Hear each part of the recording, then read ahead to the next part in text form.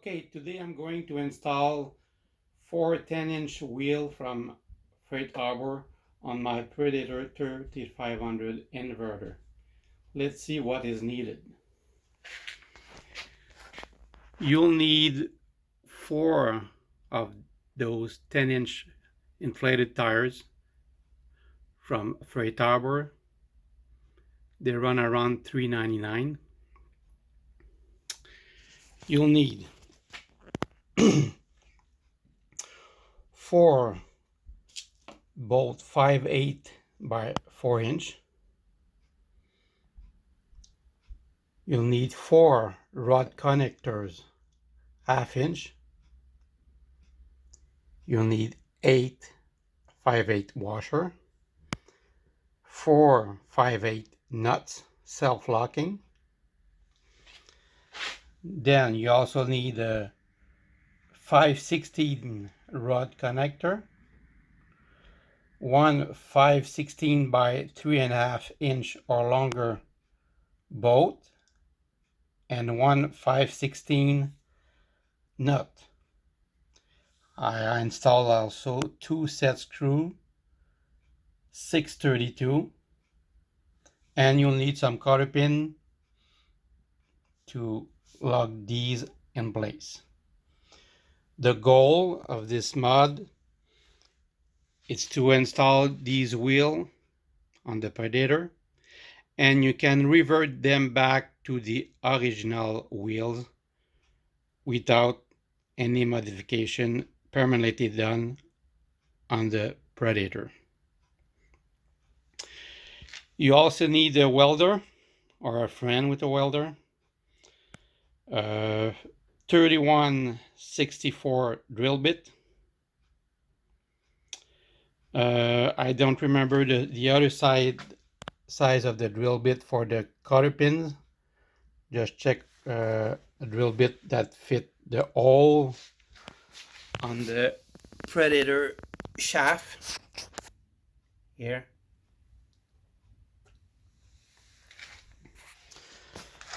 A 632 tap to tap the set screw in, and hacksaw metal saw to shorten the bolts, and this one too. A grinder to make some flat on the brake locking device of the Predator. So first thing, you'll need to weld the 4 1/2 inch rod connector to the 4 5/8 4 inch bolt. After that the weld is completed, you're going to do a hole the closest possible to the weld to put the cotter pin. Don't look at that second hole, I made it by mistakes. Then after that hole is done, you come on your shaft and you align the 2 holes together, and you see how much you need to cut to clear that lip. I had to cut about 1/4 inch. After that is done, you can, previously you need to open the size of the rod connector with the 3164 drill bit to fit over the axle. So once it's done, you can put the axle there and put your cotter pin to secure those on the shaft. After you did 4 of them, you install the wheel. I put 2 washers at the back. You install the wheel, you install the self-locking nut, just enough so the wheel turns without friction. And you see that you have too much rod. I cut the length of 8 threads on each bolt, leaving about 2 or 3 threads after the nut is fully tightened in position. So that's for the 4 wheels. Now, for the brake, I remove the brake lever. You need to remove the side cover where the crank is to have access to the two bolts that hold the brake connector just underneath there. You remove the brake connector to be able to do some flat on it. Now for the brake, you take that 5/16 rod connector, and it's gonna fit over the shaft without any modification. Then I did grind so it cleared the plastic of the cover when the cover is in place. It does need to be ground here to clear that space there. I drilled 2 holes and tap 632 632 for the 2 set screw, and I put them a bit apart. Then while the shaft was in place, the locking device was in place in his unlocked position, I did put a mark on the shaft. Then I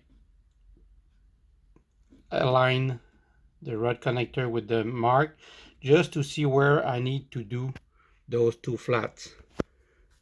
So my 2 small 632 bolt or set screw gonna lean against the flat. So let's install the wheel. First insert the axle, 5/8 axle, and align the hole for the cotter pin.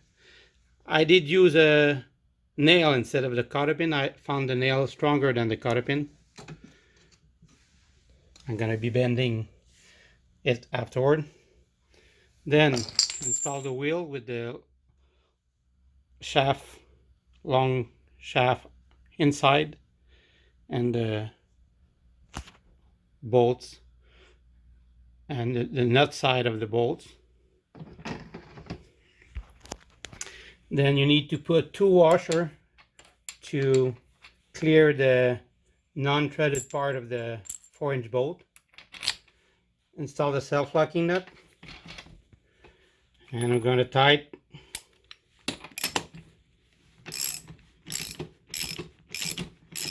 until it's snug, and then I'm going to undo maybe half a turn, just check the wheel is free, like that. Now let's set the brake. You adjust the length of the bolt so it just clear the nuts,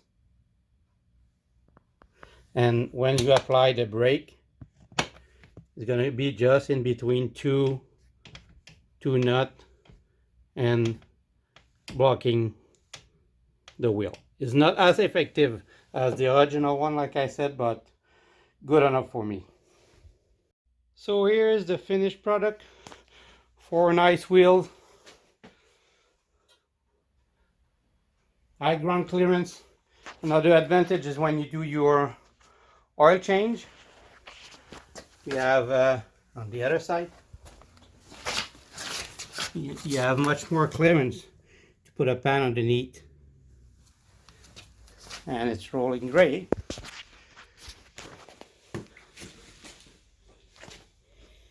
Thank you, and have a good mud.